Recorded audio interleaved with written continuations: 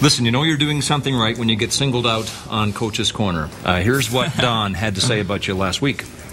My type of guy that's nice to him. Watch him block a shot. Hits him on that big bone on his ankle, and you can't believe on the pitch. You can't believe how that hurts. He comes back, and he gets the winner. By the way, he doesn't limp over in that, but you should have seen him on the bench. Watch this now. He gets the winner. He's got 2 game winners. Nystrom, that's what we like to see. Guys like that, that's the kind of guys you win with.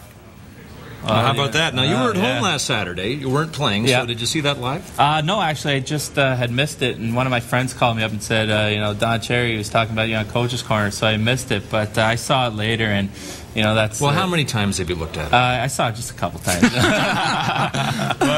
that's the ultimate honor. I'm a big fan of Don Cherry. He always is entertaining. I watched tonight Coach's Corner. It's just a great segment, and he's great for the game, and it's an honor to be mentioned in Coach's Corner. And that was from last week, at which point you had 2 game winners, but it's up to 3 after tonight's. Mark. Well, you also played for a great coach in Michigan, and I want to know, you got 3 Michigan players on the team: Mike Camilleri, David Moss, and yourself. Who was Red's favorite? Red Berenson he's talking about. Well, Cammy was the upperclassman at the time, so he obviously had some rank. I was just a freshman when he was there, so I kind of went about my business and didn't say too much. But Cammy took good care of me, and Mosser is just a honest, hardworking guy. He's pretty quiet, so Camilleri obviously was top of the charts there. Well, we might address... Probably not what he said. Yeah, we'll address the relationship between you and Camilleri coming up here in a few moments. But first, let's get to the bloodlines. Your father, Bob, key member of the Islanders Stanley Cup dynasty. In fact, his nickname was... Knuckles? I don't know.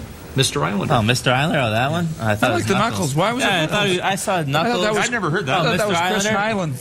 Knuckles Nyland. Mr. Islander. Oh, I didn't know that's what All right, we'll go with that one. All right, yeah, sure. You were born in '83. He retired in '86. Yeah. You have no memory of ever having seen him play. Right. But obviously through conversations with other players, coaches, friends, YouTube, etc., you've learned a lot about his career. What do you know about your father's career? It was 2 years he's been waiting for this. Yeah, this is the most important thing about the interview.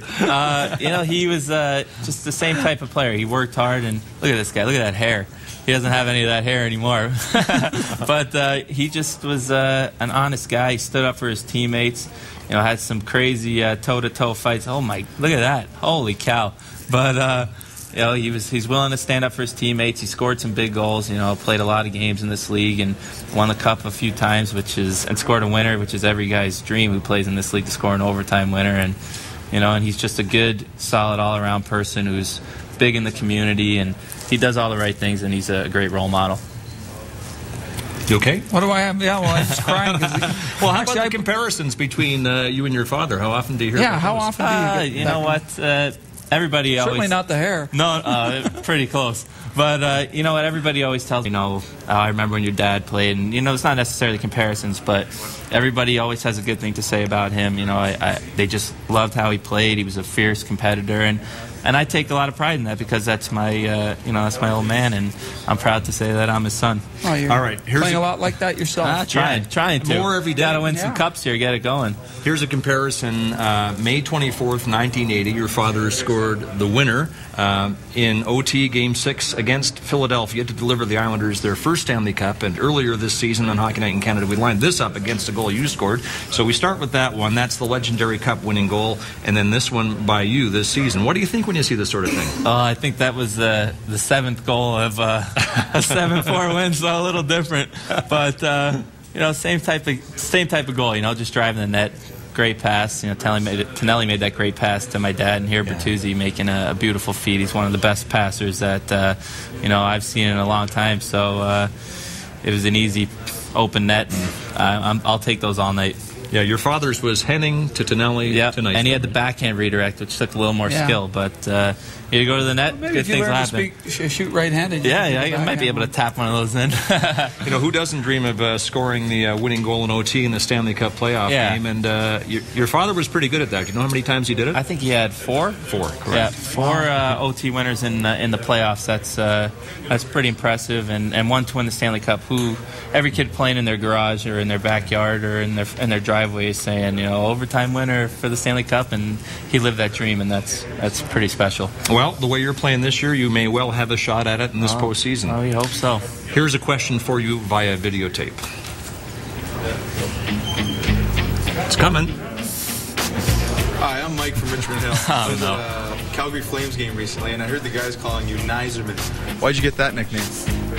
Oh, no. I'm not sure if everybody heard that. He said that Nystrom. he heard the guys calling you Nystrom. How did you get that nickname? Well, you know what? I was just in college, and one of the seniors started calling me that, and I was hoping when I graduated after 4 years that nickname would die, but we were playing in Tampa, and one of my old teammates was standing on the side of the runway when we were going onto the ice. I got him tickets for the game, and he's yelling, Nystrom, Nystrom. And, of course, the whole team hears that, and the next day everybody's calling me Nystrom, and it's stuck now as, I can't shed the label. But you know what? If it's a compliment, I'll take it. Okay, Eric, that's good. Fair enough. Let's hear what Mike had to say about how you got the nickname. All right, now here's the real answer. Nystrom played at the University of Michigan, and at the University of Michigan, he was an outstanding player, like he still is. But we claim that he was the best player in the Detroit area at the time, which also included Steve Yzerman. Therefore, he got nicknamed Nystrom. Oh. Yeah, right. That's the good thing. There's always two sides to every story.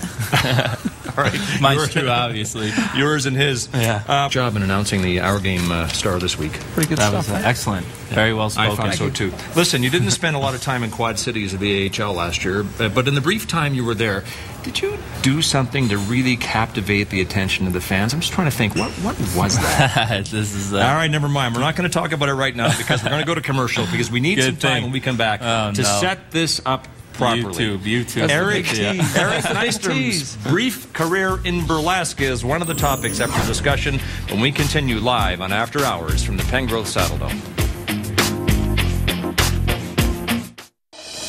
We are back live at the Pengrowth Saddledome in Calgary.